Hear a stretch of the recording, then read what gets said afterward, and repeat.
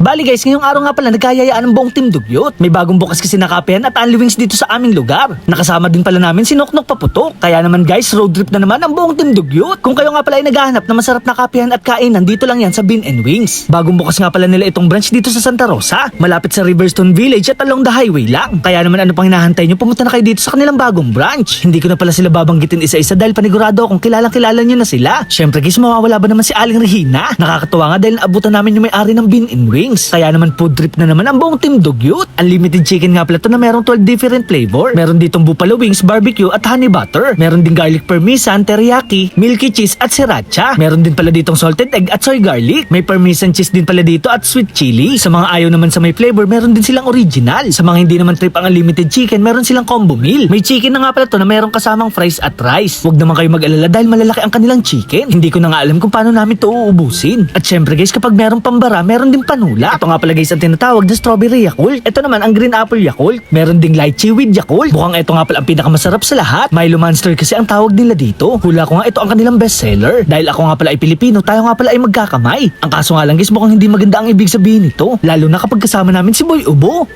Char, hindi ko nga alam kung paano nagkasya ang mga pagkain ito dito sa aming lamesa. Basta samahan nyo na lang kami ng buong Team Dugyot sa aming pagpufood trip. Kaya naman guys, first bite, napakasarap!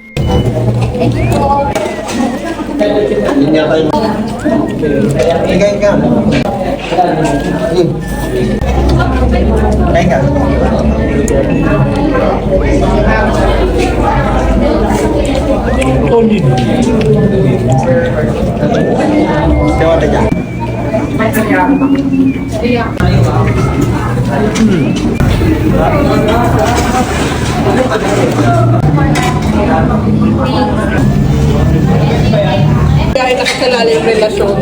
Oo, layo. Siyempre, pwede ko bigyan dito. Beef. Tapos tricycle papuntang Pitex.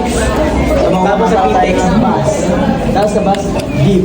Napakadami din pala customer ngayong araw. Mabuti na nga lang napaaga kami kundi wala na kaming uupuan. Grabe nga guys, napakasarap ng mga pagkain dito. Ine-enjoy na nga lang pala namin ang moment na magkakasama. Dahil maya-maya ay maghihiwa-hiwalay na rin kami. May mga natitira pa nga dito na kailangan naming ubusin. Bawal kasi dito ang leftover sa Bean and Wings. Mukhang nabusog naman ang lahat at sulit na sulit ang aming binayad. Hindi nga pala pwede sa Team Dugyot ang mahina kumain. Bawal din ang mahihain kundi aming papalayasin. Char, 11 AM to 10 PM nga pala ang kanilang business hours. Pumunta na nga rin pala kayo dito sa Bean and Wings para inyong matikman. So bali guys, hindi na rin pala tayo magtatagal. Magro-road trip pa kasi ang buong Team Dugyot pagkatapos namin kumain. Magpapalamig at gagala pa kasi kami sa Tagaytay. Hindi ko nga lang alam kung kakayanin ba ng e-bike ni Idol Nok. So paano guys, hanggang dito na lang. Maraming salamat sa panonood. Paalam! Yeah!